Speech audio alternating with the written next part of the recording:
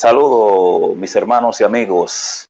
Una vez más, su hermano pastor Ramón Carmona Sierra, acompañándole en esta transmisión especial de la Escuela Bíblica. Hoy estaremos dándole seguimiento al estudio del libro de Apocalipsis, como hemos iniciado este estudio. Hoy estaremos hablando de la carta a eh, Filadelfia. Queremos agradecer el seguimiento que ustedes le dan cada semana a este estudio y usted lo sintoniza a través de Tómalo Radio, una emisora que ha llegado para bendecir tu vida y la familia. Vamos de inmediato a orar para poner en manos del Señor la transmisión de este estudio. Buen Dios y Padre, te bendecimos, te adoramos, te damos gracias por la oportunidad que nos da de estar en este lugar, oh Dios, para compartir tu palabra. Queremos presentarte, oh Dios, cada una de las personas, los amigos que han de ver, que han de darle seguimiento a este estudio. Pedimos que le bendiga, que le ayude, oh Dios, y que permita, Señor, que podamos sacarle el mejor de los provechos a este estudio. En el nombre de Jesús, amén y amén. Muy bien, como he dicho, estamos trabajando el libro de Apocalipsis y en el día de hoy estaremos viendo, dándole una miradita a la iglesia de Filadelfia. En el capítulo 3 del libro de Apocalipsis, a la altura del versículo 7, encontramos el mensaje que el mismo Señor Jesucristo envía a la iglesia de Filadelfia y que era una de estas 7 iglesias que se encontraban allá en el Asia Menor y que hemos estado viendo. Entonces, antes de entrar en el detalle ya de los versículos, es importante que echemos una miradita a Filadelfia. ¿Qué era? ¿Quién era esta ciudad? ¿Cuándo fue fundada? ¿Qué significa Filadelfia? Y ver algunos aspectos para entonces poder comprender con más claridad el contenido de este mensaje. En primer lugar, debemos decir que Filadelfia lo que significa es amor fraternal, amor al hermano. Está compuesta de 2 términos griegos, que es filo, que es una de las palabras que en el griego se utiliza para el amor filial, el amor fraternal, y adelphos, que es la palabra griega para hermanos. De modo que Filadelfia significa amor al hermano o amor fraternal. Ese amor que compartimos nosotros, ya sea en familia, ya sea en la iglesia o en cualquier comunidad donde nos consideremos hermanos, ahí se puede aplicar la palabra Filadelfia. Y esta ciudad fue fundada por un personaje llamado, fue un rey llamado Átalo II, un rey de Pérgamo, para el año 189 antes de Cristo. Y él la fundó esta ciudad y le puso ese nombre en ocasión de su hermano Eumenes II, a quien él le tenía un alto aprecio. Su hermano Eumenes era rey de Lidia y el rey Átalo de Pérgamo le tenía un gran aprecio a su hermano Eumenes. Y pues al fundar esta ciudad, algunos historiadores la ubican para el año 159, y lo que sí podemos decir con precisión es que en el año 159 antes de Cristo murió el rey Eumenes II, hermano de Átalo II, y puede ser entonces que para esa fecha, a partir de esa fecha, en ocasión del impacto emocional que produjo la muerte de su hermano, de Eumenes II, en la vida de Átalo II, pues él decide ponerle el nombre de Filadelfia a esta ciudad. Esta ciudad gozó de ciertos privilegios en la antigüedad y a pesar de ser una ciudad joven, pues gozaba de ciertos privilegios y los mismos atractivos que se gozaban allá en Pérgamo también se gozaban en esta ciudad de Filadelfia. Es importante decir que también durante mucho tiempo, de tiempo en tiempo, esta ciudad era azotada por terremotos y que había sido pues saqueada, había sido zarandeada durante mucho tiempo por varios terremotos y destruida. En los días del Nuevo Testamento, para el año 17 después de Cristo, fue reconstruida por Tiberio, el emperador romano. Y bueno, en esta ciudad se había fundado una iglesia cristiana. A ciencia cierta, no se sabe quién fundó esta iglesia, pero la mayoría de biógrafos e historiadores de la iglesia antigua coinciden en que pudo haber sido fundada por el ministerio que el apóstol Pablo desarrolló en Éfeso. Como Éfeso era la principal ciudad del Asia Menor, entonces esos 3 años que Pablo duró predicando en Éfeso, la mayoría de analistas están de acuerdo en decir que pudo haber sido fundada esta ciudad, al igual que muchas de las ciudades del Asia Menor, pudieron haber sido fundadas por el apóstol Pablo en ese amplio ministerio de 3 años en la ciudad de Éfeso. Entonces, vamos a ver el contenido ahora de este mensaje que el Señor envía a esta iglesia llamada Filadelfia. Importante también resaltar que Filadelfia es nombrada, es considerada como la iglesia fiel. Cuando analizamos el carácter moral de cada una de las iglesias a las que el Señor envía un mensaje, nos damos cuenta que el mensaje que el Señor envía a esta iglesia de Filadelfia es un mensaje lleno de amor, lleno de ternura, y parece indicar que el propio significado del nombre de la ciudad también tenía un vínculo estrecho con la iglesia que allí se había fundado. En la ciudad de Filadelfia se había levantado una iglesia cálida en amor, una iglesia con un celo ministerial profundo, una iglesia que estaba viviendo una vida a tono con las exigencias, con las demandas del Señor. Y vemos ahora el mensaje que el Señor envía a esta iglesia. Dice en el capítulo 3, versículo 7, escribe al ángel de la iglesia en Filadelfia.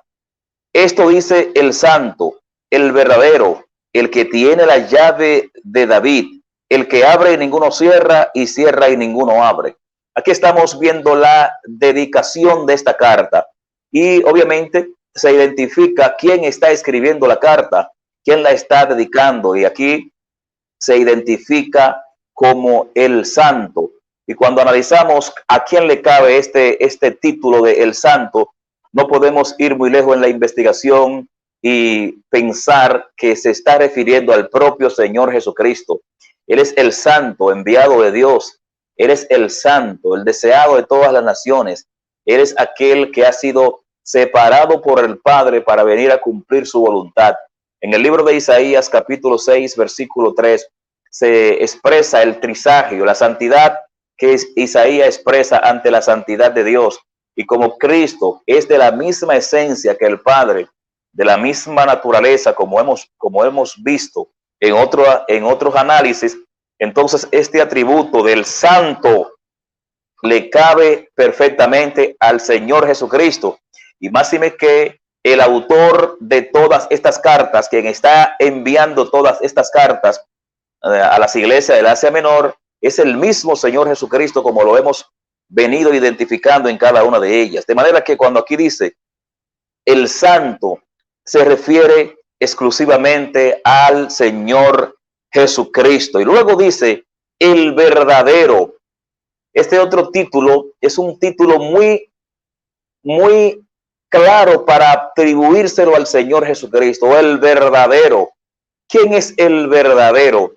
Bueno, en el Evangelio de Juan, capítulo 14, versículo 6, el mismo Señor Jesucristo se autoproclamó como el camino, la verdad y la vida. La verdad hoy tiene un nombre y se llama Jesucristo.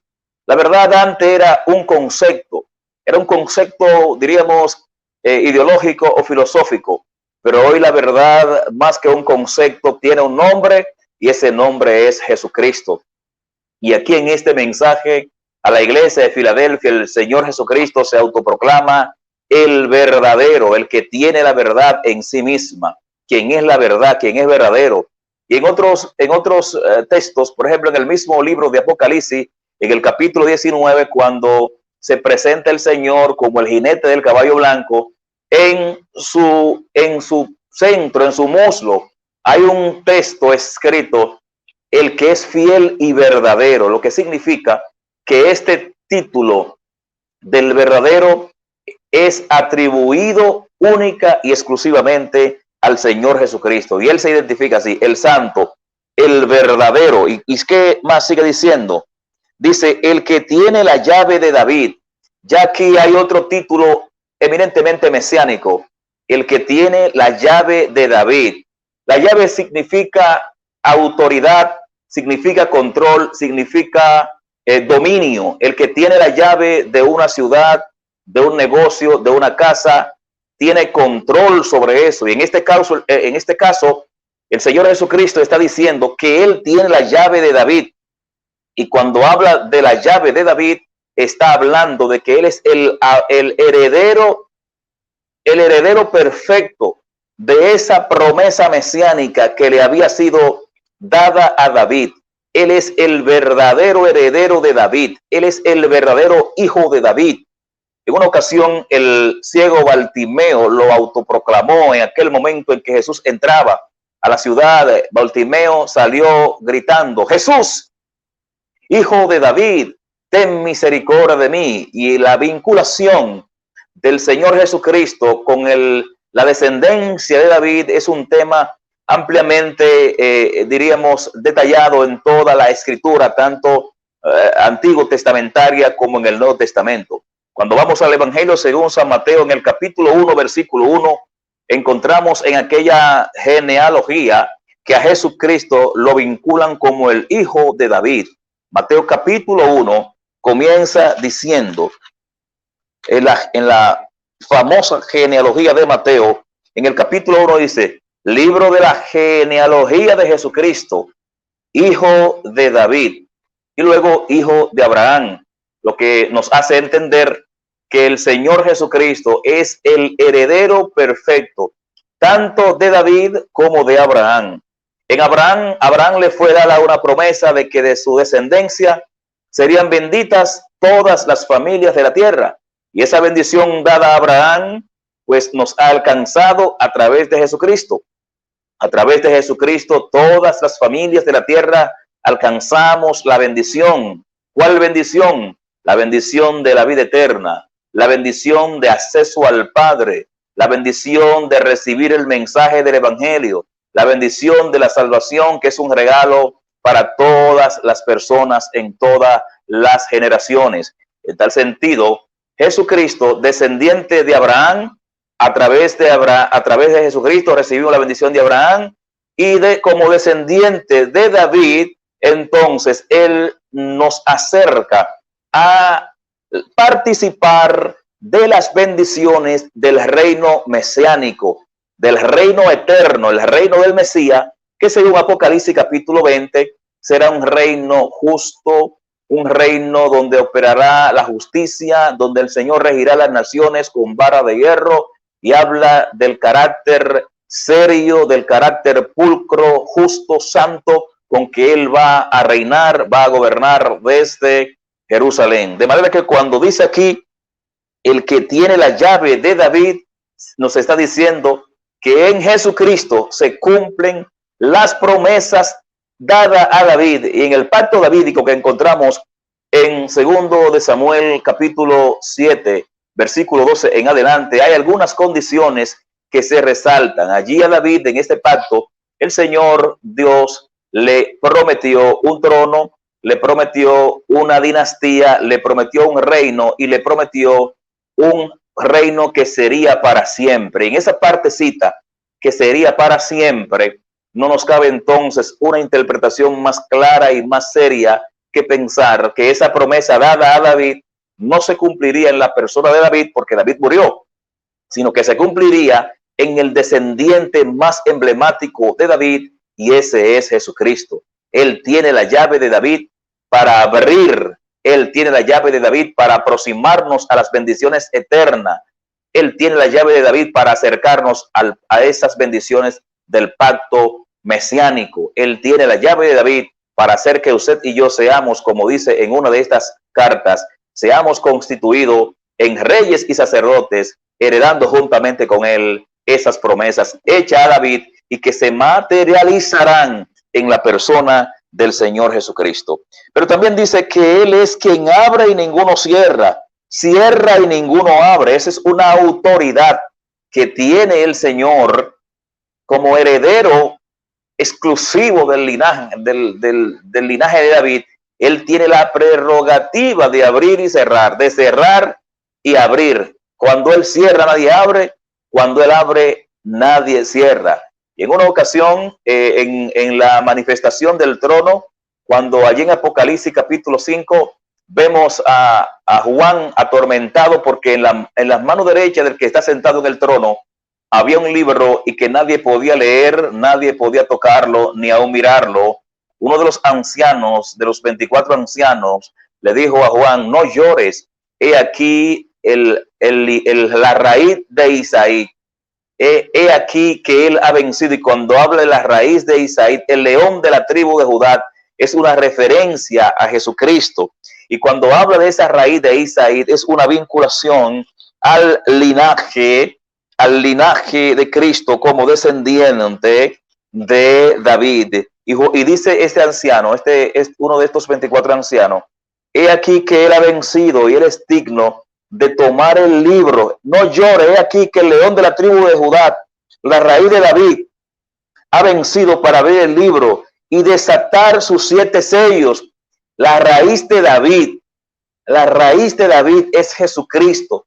Por tanto, Él tiene la llave para abrir y cerrar. Y aquí, en esta carta a la iglesia de Filadelfia, se dice que Él tiene esa llave de David. Por tanto, Él es el que tiene la autoridad para abrir, y habla de todas las bendiciones que usted y yo podemos recibir y que solamente están contenidas en Jesucristo. Él es quien abre puerta para ti. Él es quien ha abierto un camino para que usted y yo tengamos entrada directa a la presencia del Señor.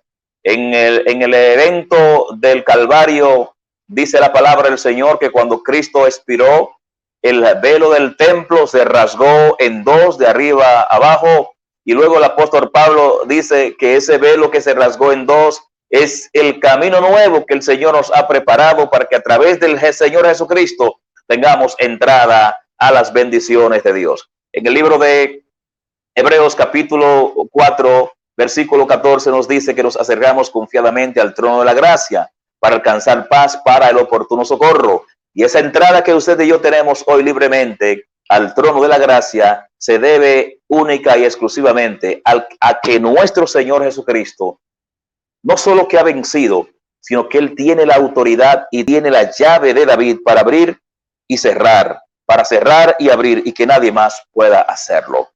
En el versículo 8 sigue diciendo el Señor a esta iglesia, yo conozco tus obras, he aquí he puesto delante de ti una puerta abierta, la cual nadie puede cerrar, porque aunque tienes poca fuerza, has guardado mi palabra y no has negado mi nombre. Dice el Señor que Él conocía las obras de esa iglesia, y aunque a cada una de las iglesias el Señor le hace entender el conocimiento que tiene Él de las obras de cada una de las iglesias, también a nosotros el Señor nos hace entender que Él tiene un conocimiento de nuestras obras. Él se lo dice a cada una de las iglesias. Él se lo dice a la iglesia de este tiempo, del siglo XXI. Él se lo dice a una iglesia que tal vez ha perdido un poquito su identidad, que esta iglesia que hoy el COVID, la pandemia, la tiene asustada, la tiene como desenfocada de su propósito. El Señor nos dice hoy a nosotros que Él conoce nuestras obras, y aunque tengamos poca fuerza, Él está con nosotros. A la iglesia de Filadelfia, el Señor le dijo, yo conozco tus obras, y aquí he puesto delante de ti una puerta abierta, la cual nadie puede cerrar. Una puerta abierta, la cual nadie puede cerrar. Esta puerta abierta puede entenderse, puede interpretarse de varias maneras, pero voy a hablar de dos de ellas. La primera puede ser una referencia a la bendición que tiene la iglesia, y que en este caso tenía la iglesia de Filadelfia, de participar de las bendiciones del reino mesiánico del Señor. Eso es por un lado. Y por otro lado, una puerta abierta sería la oportunidad que tenía la iglesia de Filadelfia de predicar el mensaje del evangelio en medio de una generación donde había muchas oposiciones, donde la iglesia, a pesar de ser tal vez pobre, tal vez pocos en número, tal vez una iglesia con poca incidencia social, pero que internamente andaba conforme a la voluntad del Señor. Entonces el Señor le dice, he aquí yo abro, pongo una puerta abierta que ninguno puede abrir. Toda iglesia, todo creyente, todo siervo de Dios que anda en integridad con el Señor, que anda en obediencia, delante de sí hay una puerta abierta y es la puerta de las bendiciones eternas. Es la puerta de la bendición de Dios que acompaña a todo creyente, que le sirve, que le ama y que le obedece. Aquí el Señor le dice a esta iglesia, he puesto una puerta abierta, y reitero que esta puerta abierta hace referencia también a la predicación del evangelio. Cuando analizamos otras citas, porque la Biblia es su propio intérprete, y una de las principales reglas de la hermenéutica es que uno analiza un pasaje en función del contexto general de la Biblia. En términos general, muchas personas han vinculado la apertura de puerta como la oportunidad para predicar el evangelio. Por ejemplo, el apóstol Pablo, en 1 Corintios capítulo 16 y versículo 9, él hace referencia a que en Éfeso, en la ciudad de Éfeso, se le había abierto grandes puertas y eficaz para la predicación del evangelio. Pablo hace referencia a eso.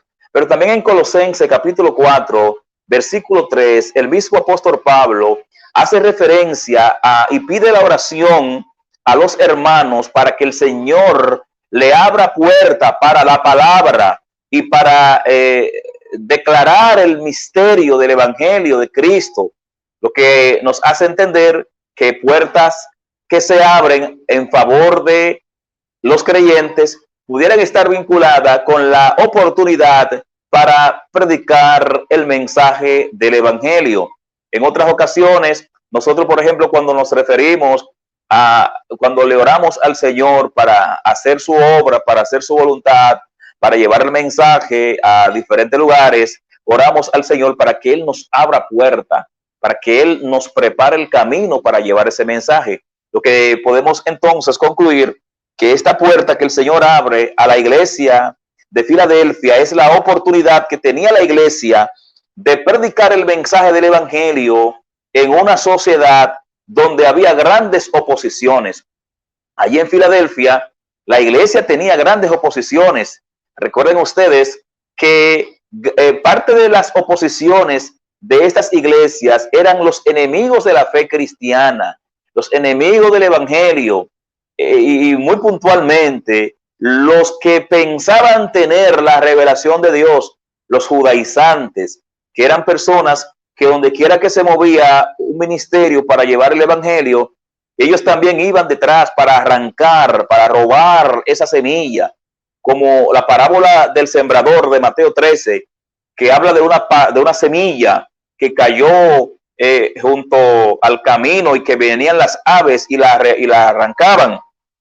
Entonces los judaizantes, cuando usted analiza el carácter de estas personas, es un carácter que al ser enemigo del evangelio, donde quiera que se llevaba y se sembraba una iglesia, se establecía un centro de predicación, pues ahí ellos iban, invadían esa zona, invadían esos lugares para arrebatar y para apartar de la fe a las personas que creían. Entonces también en la iglesia y en la ciudad de Filadelfia estaban ellos y no solamente que estaban, sino que también ellos, como en otra de las iglesias, se habían constituido en sinagogas de Satanás. Y aquí el Señor sigue hablando, que ha abierto puerta, la cual nadie puede cerrar, porque aunque tienes poca fuerza, has guardado mi palabra. Qué interesante, guardar la palabra. No importa la circunstancia, no importa la situación que podamos tener, no importa la debilidad ni los peligros que represente el enemigo y el mundo contra nosotros. Si guardamos la palabra, el Señor nos va a reconocer y nos va a ayudar a seguir adelante. ¿Cuál es la diferencia entre un creyente y otro? El testimonio y la disposición de guardar la palabra. Por eso en el Salmo 119 dice la palabra: ¿con qué guardará el joven su camino? Con guardar la palabra. Guardar la palabra es lo que nos va a dar a nosotros la garantía para estar en armonía con Dios. Y no solamente eso, para recibir los beneficios del Señor. Y aquí a la iglesia de Filadelfia, el Señor le garantiza que Él mantendría abierta esa puerta, porque aunque tenían poca fuerza, habían guardado la palabra, habían guardado la fe y no habían negado el nombre del Señor, no habían renunciado al nombre del Señor. Y fíjese que la iglesia, reitero, estaba en medio de una situación, en medio de un ambiente donde habían grandes enemigos de la fe, donde habían personas que eran enemigos del evangelio y que de una u otra forma hacían lo indecible, hacían lo imposible, hacían todo lo que estaba a su alcance, un poco más, para dañar el plan de Dios, para abortar el plan de Dios en la vida de una iglesia o de una persona. Y allí a la iglesia de Filadelfia el Señor le dice: has guardado mi palabra y no has negado mi nombre. En medio de procesos, en medio de situaciones, se comprueba y se prueba quién está decidido a servirle a Dios. En este proceso que el mundo ha vivido con el COVID-19, se ha evidenciado quién le sirve a Dios por convicción o quién le sirve a Dios por ilusión. El que estaba por ilusión o por algo, diríamos, por una experiencia foránea, una experiencia externa, una experiencia, diríamos, con poco fundamento, en este proceso muchos han dejado el espacio y se han ido al mundo. Y con dolor uno lo dice, uno como pastor y compartiendo con otros pastores, con líderes de diferentes iglesias, escuchamos con tristeza cómo gran parte de los creyentes, personas que predicaban, que adoraban a Dios, personas que le servían a Dios y que uno podía percibir un nivel, un carácter, diríamos una sinceridad, pero en el fuego, en la fragua del proceso, en la fragua diríamos, del encerramiento y de tanto confinamiento que hemos vivido, muchos se han descuidado y han vuelto atrás. No así con la iglesia de Filadelfia, que ellos, en medio de persecuciones que la vivieron, en medio de procesos y pruebas, habían decidido guardar la palabra y no negar el nombre del Señor. Y aquellas personas que están viendo esta transmisión y que la van a ver después, tú puedes estar experimentando tu peor momento en cuanto a tu condición espiritual, pero quiero decirte que lo único que va a marcar la diferencia es la decisión que tú tengas de mantenerte firme en el Señor. Son muchas las tentaciones, las pruebas, las dificultades, los embates del enemigo, los levantamientos de dentro y de fuera que tú vas a recibir. Pero si tienes la firmeza de perseverar en el Señor te dice a ti, como le dijo a la iglesia de Filadelfia, aunque tiene poca fuerza, ha guardado mi palabra y no ha negado mi nombre. Y seguimos viendo acá. Y luego en el verso 9 dice: he aquí, yo entrego de la sinagoga de Satanás a los que se dicen ser judíos y no lo son, sino que mienten. Aquí, cuando hace referencia a que el Señor entrega de la sinagoga de Satanás a los que se dicen ser judíos y no lo son, se refiere a esa comunidad de judaizantes, personas que eran abanderados del antiguo pacto y que no habían entendido, no habían comprendido el misterio de la cruz y que por ende, al no comprenderlo, se convirtieron en sinceros equivocados y enemigos de la fe del evangelio. Y en diferentes ciudades, reitero, ellos iban para atacar el evangelio y ellos se autoproclamaban sinagoga de Dios, pero aquí el Señor le llama a ellos sinagogas de Satanás, porque todo el que se levanta contra el Señor aún con una intención buena, pero equivocada, no estará siendo un abanderado del Señor ni de la voluntad de Dios, sino que será un aliado de Satanás. Toda persona que con buenas intenciones pero equivocados se levantan contra la obra de Dios, aún siendo cristiano dentro de las iglesias, si te levantas contra lo de Dios, te convierte en una sinagoga de Satanás. Y cuando aquí habla de sinagoga de Satanás, la palabra que se usa para sinagoga, todos sabemos que la sinagoga era el lugar donde se reunían los creyentes del judaísmo, en aquellos lugares donde no estaba la presencia física del templo, porque el templo era uno y estaba en Jerusalén. Entonces esas comunidades judías que estaban en diferentes lugares, en diferentes naciones, pues allí formaban una colonia, una comunidad, y allí practicaban la observancia de la ley, y esos lugares donde se reunían se llamaba la sinagoga, y el culto que allí se practicaba es el culto sinagogal, y que surgió justamente en el periodo intertestamentario, cuando esa comunidad de judíos que se quedaron en diferentes ciudades como Babilonia, como el imperio medo-persa, como en el imperio greco-macedonio, en Alejandría y todas esas ciudades importantes, esas colonias fundaron sinagogas para practicar y observar sus leyes. Y en el Nuevo Testamento, pues, se establecían en diferentes ciudades donde habían comunidades judías. Aquí el Señor le dice a esos grupos que aunque ellos practicaban la fe del judaísmo, no lo hacían con una guianza correcta, porque se habían constituido en enemigos del evangelio, se habían constituido en oposición a la cruz de Cristo, como Saulo, que en un momento determinado, siendo un judío celoso y entregado a su fe, en un momento dio coce contra el aguijón, le hizo resistencia al Señor, y el Señor en aquel encuentro, camino a Damasco, le dice, ¿por qué me persigues? Hay muchas personas que están persiguiendo al Señor y no lo persiguen para servirle, lo persiguen para atacar la fe del evangelio. Y en este caso, ese grupo que estaba en Filadelfia, el Señor le dice a ellos piensan que son judíos, ellos piensan que son seguidores de la fe del judaísmo, pero el Señor le dice, ellos son sinagogas de Satanás.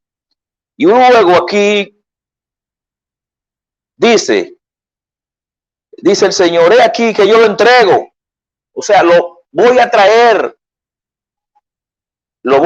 humillado. Aquí la palabra lo entrego puede referirse a una humillación donde ellos vengan y reconozcan que están equivocados. Y luego dice, he aquí yo lo entrego. Y la parte B de este versículo, sino que mienten, ellos mienten. He aquí yo haré que vengan y se postren a tus pies. He aquí yo haré que vengan y se postren a tus pies y reconozcan que yo te he amado. Así como lo proclama en el libro de Isaías, capítulo 60, versículo 14, que en aquel momento, cuando Dios restaure a Israel, Dios hará que las naciones vengan a sus pies y se postren y reconozcan la gloria con que Dios ha amado a Israel. En este caso, a la iglesia de Filadelfia, el Señor le dice, yo haré que ellos que te han hecho la guerra, que te han maltratado, que te han oprimido, que se han levantado contra ti, que han desatado inclusive persecuciones contra ti, con el nombre, con el amparo de que lo hacen en nombre de Dios, o el amparo de que lo hacen bajo la fe del judaísmo, yo haré que ellos que están equivocados vengan arrepentidos y se postren a tus pies. A muchos creyentes, a muchos cristianos les gusta esa palabra, y sobre todo cuando hemos recibido levantamiento, cuando alguien nos ha hecho la guerra, nosotros somos muy dados a hacer oraciones imprecatorias para que el Señor quebrante y humille a aquellos que se levantan contra nosotros. Y yo quiero decir, hermanos, que el mensaje del evangelio es más un mensaje de amor. La venganza le toca al Señor. Si el Señor permite que alguien que te ha hecho la guerra venga humillado ante ti o que sea procesado en una área, eso es cosa de Dios. No que tú estés orando para que Dios procese a nadie, sino que nuestras oraciones deben ser para que la misericordia, para que el amor de Dios lo alcance y lo perdone. Luego aquí vemos En el versículo 10 dice, por cuanto has guardado la palabra de mi paciencia, yo también te guardaré de la hora de la prueba que ha de venir sobre el mundo entero para probar a los que moran sobre la tierra. Este es uno de los versículos más, diríamos, oscuros, más complicados del mensaje a esta iglesia. ¿Por qué? Muchos en el estudio de la escatología ven aquí a la iglesia siendo procesada en la gran tribulación. De hecho, los mitribulacionistas, que es una de las corrientes de interpretación de algunos eventos escatológicos, sobre todo relacionados con la gran tribulación, están los pretribulacionistas, los que entendemos y creemos que el Señor levanta a la iglesia antes de la gran tribulación. Están los mitribulacionistas, que creen que la iglesia pasa por la tribulación y que en medio de ella el Señor se la lleva. Y están los posttribulacionistas, que son los que creen que la iglesia pasa por la gran tribulación y es arrebatada después de la gran tribulación. Pues tanto los post como los mitribulacionistas, en este versículo, ellos ven a la iglesia porque dice, por cuanto has guardado la palabra de mi paciencia, yo también te guardaré de la hora de la prueba que ha de venir sobre el mundo entero para probar a los que moran sobre la tierra. Y aquí, cuando hacemos un estudio serio de este versículo, podemos entender que en ningún momento el Señor está hablando de una iglesia que va a pasar por la gran tribulación. Cuando habla de la hora de la prueba que ha de venir sobre el mundo entero, se da a entender que esta prueba no es para la iglesia, sino que es para el mundo entero, no para la iglesia. Entonces, estamos de acuerdo que la gran tribulación tiene un efecto doble. Primero para el mundo y segundo para Israel. La gran tribulación tiene un efecto para Israel ante el rechazo de Israel a todas las bendiciones y la promesa del Señor. Pues el Señor, conforme a Mateo 24, que es un mensaje netamente escatológico y que tiene una implicación para Israel, no para la iglesia. Muchos creyentes, predicadores inclusive, ven en Mateo 24 a la iglesia y la iglesia no está en Mateo 24, porque todos los elementos que allí se mencionan son elementos que están relacionados con la cultura y con la religión del judaísmo, no con la iglesia. Entonces, esta prueba de la gran tribulación es para Israel y para el mundo entero. Ahora, cuando vemos acá en el griego, la preposición que se usa, que es la preposición para decir te libraré de la hora de la prueba, el entendido de esta preposición no puede ser comprendida como de la hora, sino que te libraré, cuando dice te libraré en la hora de la prueba, no de, sino en la hora de la prueba. Lo que podemos concluir, amados hermanos y amigos, que este versículo 10 no tiene nada que ver con la tribulación para la iglesia, no tiene nada que ver con la tribulación para los santos. Y si tuviese que ver con la iglesia, es importante observar también que el Señor librará a la iglesia y guardará si en caso tuviese que ver con una iglesia procesada en la gran tribulación, pues entonces lo que yo puedo observar es la promesa del cuidado de Dios aún en medio de ella. Pero el sentido griego no tiene nada que ver con ser procesada en la gran tribulación. He aquí, yo te libraré de la hora de la prueba que ha de venir sobre el mundo entero. Y hay algunas observaciones que hacen muchos intérpretes. Cuando, por ejemplo, dice acá, leo, dice, por cuanto has guardado la palabra de mi paciencia, yo también te guardaré. Entonces aquí dice, voy a leer, la promesa del Señor se expresa así, yo también te guardaré de la hora de la prueba que ha de venir sobre el mundo entero. Y aquí explica el comentarista, la importancia del contenido de esta promesa no debe ser minimizada. su comprensión tiene que tomar en cuenta una adecuada exégesis del texto que conduce a una hermenéutica congruente con el pasaje en particular y con el argumento del mismo libro de Apocalipsis. El argumento del libro de Apocalipsis, amados hermanos, el contexto general de este libro es la revelación de Jesucristo dividida o expresada en tres estados, en tres etapas. Las cosas que has visto, las cosas que son y las cosas que sucederán. Y hemos explicado que el mensaje que tiene que ver con las cosas que son es el mensaje a la iglesia, y que todo lo que tiene que ver con lo escatológico, con lo futuro, con lo que viene para este mundo, no tiene que ver con la iglesia, sino que tiene que ver con el proceso de prueba que va a vivir la humanidad, en el cual no aparece la iglesia. Cuando analizamos desde el capítulo 4 hasta el capítulo 19, que es el contexto y es el grueso del libro, que tiene que ver con la gran tribulación, todas esas plagas, las trompetas, los juicios, las copas y todo eso, allí no aparece la iglesia. La iglesia vuelve a aparecer en el capítulo 19, cuando es invitada a entrar, cuando entra por el pasillo celestial a las bodas del Cordero.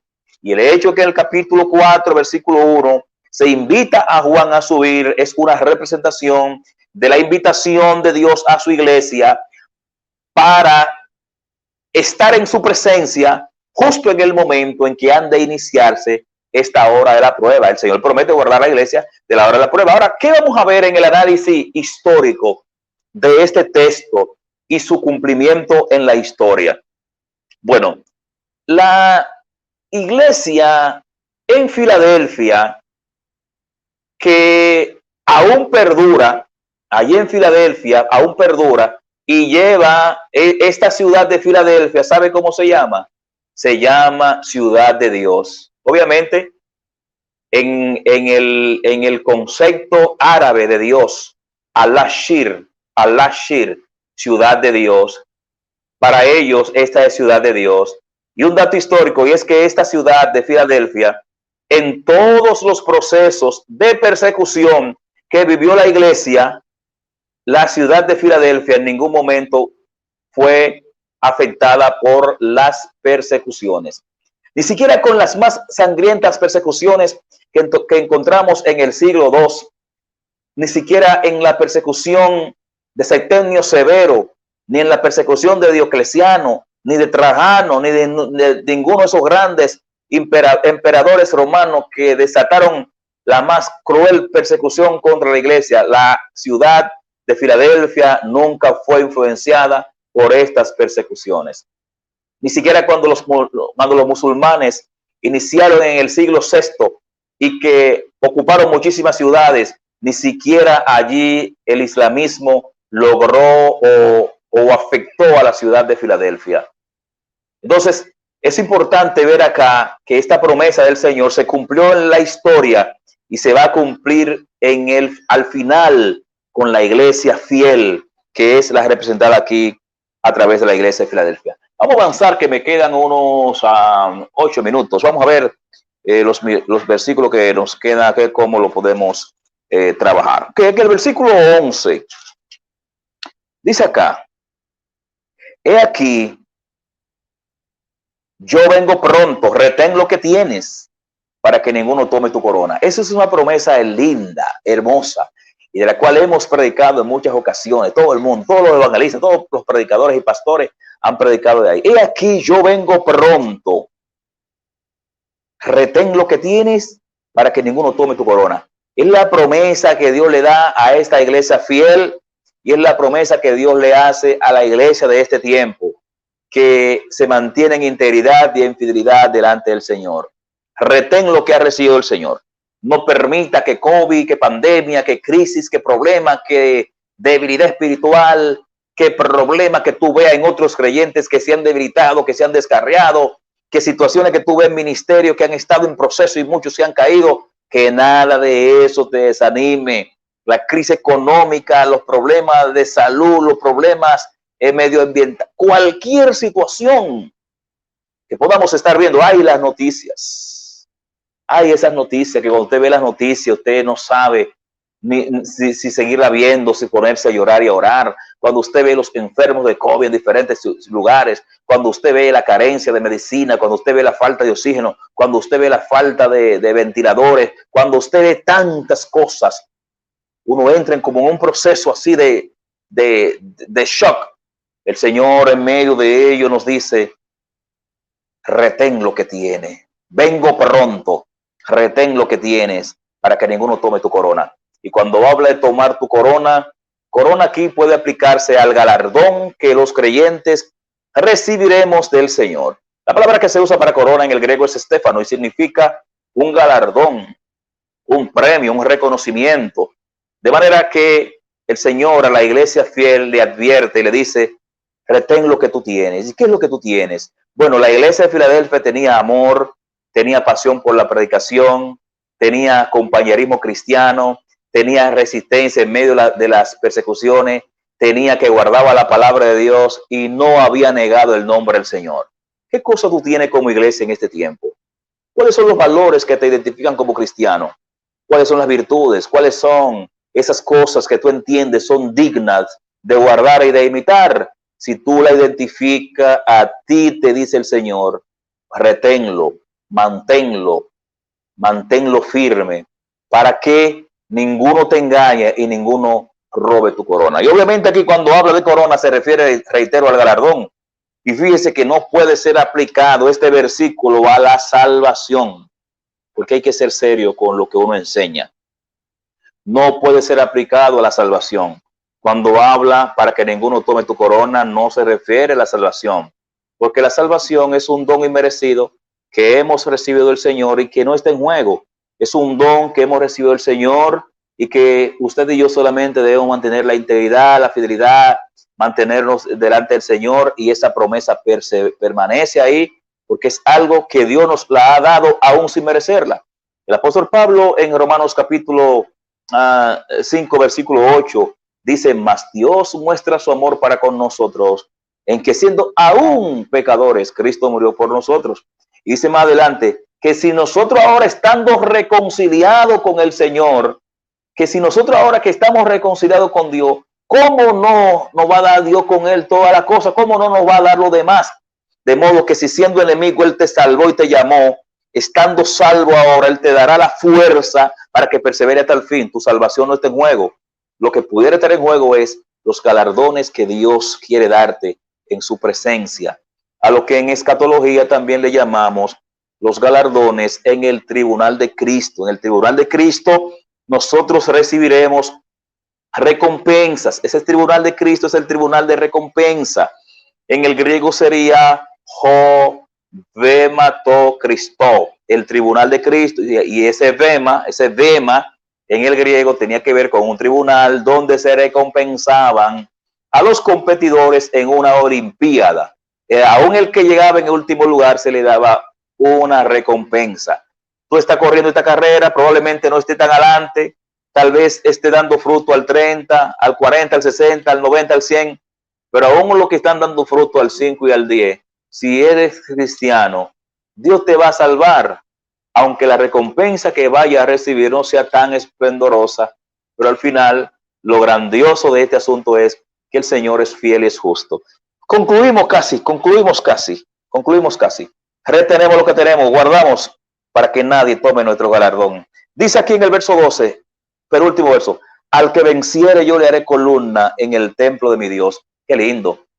Fíjate que aquí el Señor promete hacernos columna en el templo de nuestro Dios. Y cuando habla de columna, habla de algo firme, de algo que sostiene el edificio. Cualquiera quisiera hacer, qué sé yo, un candelabro, uno de los utensilios que estaban en el templo. Pero el Señor aquí promete que si vencemos, Él nos hará columna en su templo. Una columna en el templo es alguien que es digno, alguien que tiene importancia, alguien que es considerado de estima. Recordemos el templo de Salomón, que descansaba sobre dos columnas. Dos columnas sostenían el templo de Salomón. De manera que cuando el Señor dice aquí que nos hará columna, habla de la dignidad, del carácter con que Él nos va a glorificar, con que Él nos va a reconocer. Luego dice que no solamente nos hará columna en el templo de Dios, sino que dice que nunca más saldremos de allí, claro, porque la columna es inmóvil. La columna es algo fijo que está en el templo. Y dice que escribirá sobre él, sobre el que vence, el nombre de mi Dios. Qué belleza tener el nombre de Dios. Es el nombre de Dios escrito sobre nosotros, implica propiedad, implica pertenencia, le perteneceremos al Señor. Así como el anticristo va a querer sellar a los que son de él, a lo que él lo engañará con el sello de la bestia, Dios también pondrá su sello, pondrá su nombre sobre nosotros. Implica prioridad, implica pertenencia, implica distinción, pero también el nombre de la ciudad de mi Dios. ¿Cuál es el nombre de la ciudad de mi Dios? La Nueva Jerusalén, la cual desciende del cielo. Y el hecho de tener el nombre de la Nueva Jerusalén también implica ciudadanía, implica que ya nosotros hemos cambiado de ciudadanía. Ya no tenemos una ciudadanía terrenal, temporal, limitada, sino que tendremos la ciudadanía del Señor en la Nueva Jerusalén, como el apóstol Pablo dice en su epístola a los Filipenses en el capítulo 3, versículo 20, cuando dice, nuestra ciudadanía no está en la tierra, está en los cielos, porque ellos, los ciudadanos de Filipo, como ciudadanos romanos, se sentían honrosos por ser ciudadanos romanos. Entonces Pablo dice, hey, cuidado, que su ciudadanía no es esa. Su ciudadanía está en los cielos. Tu ciudadanía está en la presencia de Dios. Y aquí el Señor promete que pondrá el nombre de su santa ciudad, la Nueva Jerusalén, y algo más, la cual desciende de Dios. Y dice más, y mi nombre nuevo. Cristo aquí habla, mi nombre nuevo aquí habla de Cristo, que también Él pondrá su nombre nuevo. ¿Y cuál sería el nombre nuevo de Cristo? El nombre nuevo de Cristo, muchos entienden, y yo también entiendo eso, que es el nombre de su coronación. El nombre de su coronación lo dice Pablo en Filipenses, Filipenses capítulo 2, me parece que es, cuando dice por lo cual Dios le dio un nombre que es sobre todo nombre. Ese es el nombre nuevo del Señor, un nombre que es sobre todo nombre. Y ese nombre es Rey de Reyes, Señor de Señores. Ese rey, ese nombre es un nombre que implica la dignidad, el galardón, la distinción con que el Cordero Vencedor ha sido coronado. Entonces, nosotros también vamos a recibir ese nombre del Señor Jesucristo. ¿Por qué? Porque hemos guardado la fe, porque hemos perseverado. Correcto, Filipenses capítulo 2, por lo cual Dios también le saltó hasta lo sumo y le dio un nombre que es sobre todo nombre, en el 2:9. Ese nombre el Señor nos lo va a poner. Finalmente ya, me perdí aquí. Finalmente acá, el último versículo que vamos a ver es el versículo 13, donde el Señor dice, el que tiene oído, oiga lo que el Espíritu dice a las iglesias. Ese mensaje a Filadelfia, el mensaje a una iglesia fiel, el Señor hoy nos lo dice a nosotros. Mantengamos la fidelidad y oigamos lo que el Espíritu dice a las iglesias. Hoy nos dice el Señor, seamos fiel, guardemos su nombre, guardemos su palabra, retengamos lo que hemos recibido, perseveremos en la fe, perseveremos en la comunión con Él, perseveremos en la obediencia, perseveremos en este regalo precioso que nos ha entregado.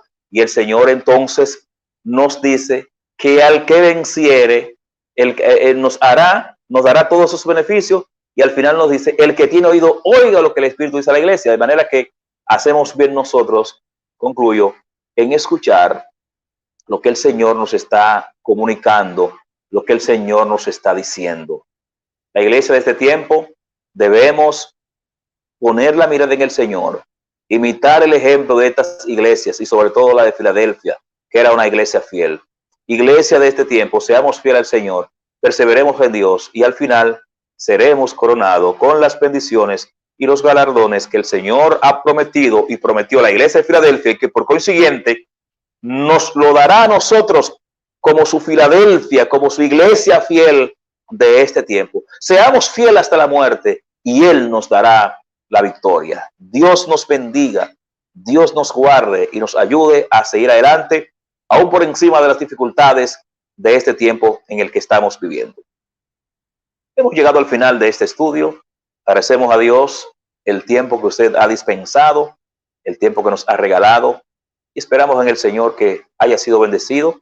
Te motivamos a que nos sintonice en una próxima entrega de este espacio de la Escuela Bíblica Dominical. Les habló su hermano pastor Ramón Carmona Sierra, quien le dice hasta la próxima y quien también le oferta a que nos puede seguir a través del teléfono que aparece en pantalla. Gracias a los hermanos, gracias a Patricia, gracias a los controladores de esta Tómalo Radio por acompañarnos también. Dios le bendiga a todos. Gracias. Bye bye. Bendiciones y paz.